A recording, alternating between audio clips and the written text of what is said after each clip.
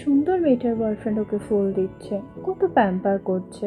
আর এদিকে একে দেখো, আমার দিকে কোনো পাত্তাই নেই। একটা ফুলের দোকান খুললে কেমন হয়?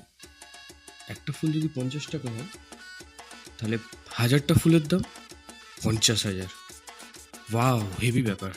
ওর পাশে বসে আছি, তাও উপর দিকে তাকিয়েছে। কি অত ভাবছে?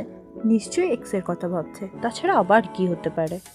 আমার কাছে যদি ডোরেমনের অ্যানিমেট ডোরটা থাকতো, যখন খুশি যেখানে ইচ্ছে চলে যেতাম। কিন্তু ডোরেমন নবিতার কাছে না থেকে আমার কাছে থাকতে পারতো। দূর, ভাল লাগে না, চাই। কি সুন্দর বাড়িগুলো। আমাদের বেশ এইরকম বিয়ের পর নিজেদের একটা বাড়ি হবে, কতই না ভালো হতো। এত বড় বিল্ডিং যদি পড়ে যায়, তাহলে সবাইকে বাঁচাবে কে?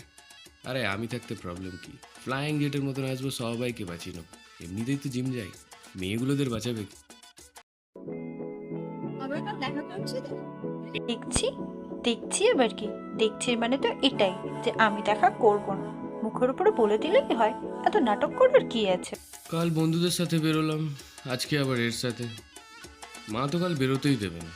দেখি বাবাকে বলে, যদি কিছু হয়।